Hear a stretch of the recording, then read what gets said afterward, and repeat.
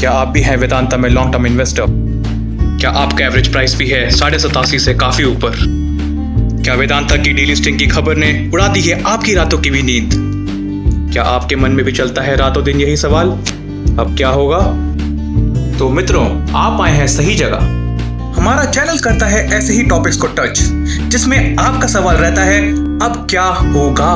तो अगर आपको ये वीडियो पसंद आए तो इसे लाइक और शेयर जरूर करें, और अगर आप पहली बार इस चैनल पे आ रहे हैं तो उस सब्सक्राइब बटन को दबाना ना भूलें। हमारा आज का टॉपिक होगा वेदांता की डीलिस्टिंग, जिस खबर को सुनने के बाद काफी शेयर होल्डर्स का रिएक्शन था, हाय मैं लुट गया, बर्बाद हो गया।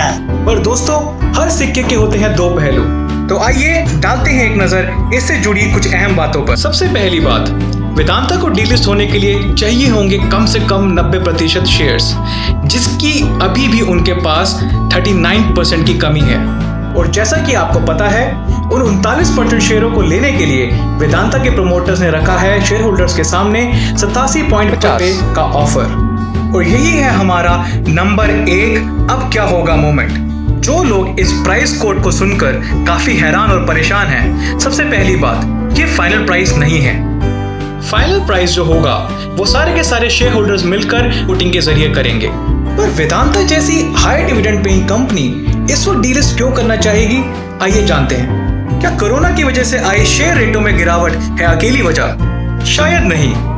सबसे पहली बात, वेदांता के ऊपर है $7 बिलियन का कर्जा, जिनमें से $1.9 बिलियन उनको चुकाने हैं अगले 12 महीने में। ऊपर से इनके गोवा और तमिलनाडु के प्लांट्स भी बंद पड़े हैं, पर हो रहा है उससे इनको काफी नुकसान। एक बात समझिए दोस्तों, ऐसे ही नहीं वेदांता का शेयर गिरता चला आ रहा था।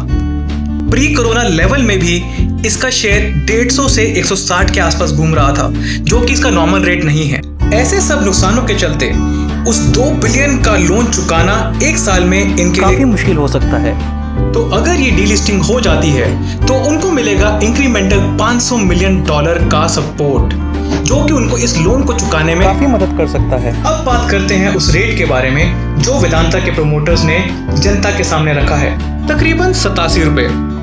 पर अगर आप देखें, वेदांता ने मांगा है एक और लोन ताकि वो शेयर होल्डर्स को उनका पैसा वापस कर सकें इन बचे हुए शेयर्स को खरीदने के लिए, और उस लोन की वैल्यू है $2.5 बिलियन। अगर हम $2.5 बिलियन को डिवाइड करें बचे हुए शेयर से, तो तकरीबन ये वैल्यू आती है 102 रुपए के आसपास की। यानी कि वेदांता इस रेट को देने के लिए तो एकदम तैयार लग रहा है। पर क्या एग्जिस्टिंग शेयर होल्डर्स के लिए ये रेट सही है? क्या उनको इसके हक में ई वोट करना चाहिए? देखिए, एक बात यह है कि कोरोना के होने से पहले इसका शेयर तकरीबन 150 रुपए के आसपास का था, जो कि अगर आज के 90 रुपए की वैल्यू के हिसाब से देखा जाए तो अपने 40% डिस्काउंटेड प्राइस पे है। और अभी तो हम सिर्फ फरवरी से कंपेयर कर रहे हैं, उससे पहले से नहीं, जब ये शेयर काफी महंगा हुआ करता था। तो अगर उस हिसाब से देखा जाए तो ये तो वेदांता के लिए एकदम मोगैम्बो मोमेंट है। मोगैम्बो खुश हुआ, पर ऑफ कोर्स शेयर होल्डर्स के लिए ये अच्छी खबर नहीं रही। देखिए, सबसे इंपॉर्टेंट बात यह है कि अगर हम सारे फैक्टर्स को एक साथ सोच कर देखें तो क्या ये शेयर कभी उस रेट पे वापस जा पाएगा? क्या ये कभी वापस 200-300 टच कर पाएगा? शायद हाँ, पर मुश्किल हो सकता है।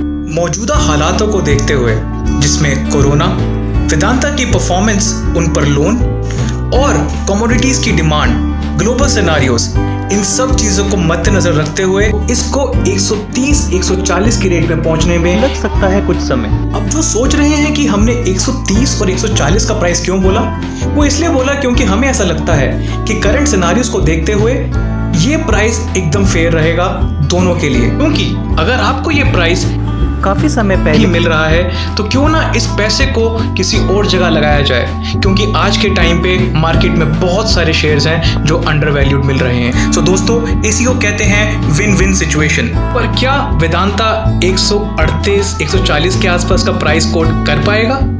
क्या ये डीलिस्टिंग हो पाएगी? क्या ये एक्चुअली में विन विन सिचुएशन हो पाएगी शेयर होल्डर्स और वेदांता दोनों के लिए? अब आप ही हमें कमेंट करके बताएं अब क्या होगा।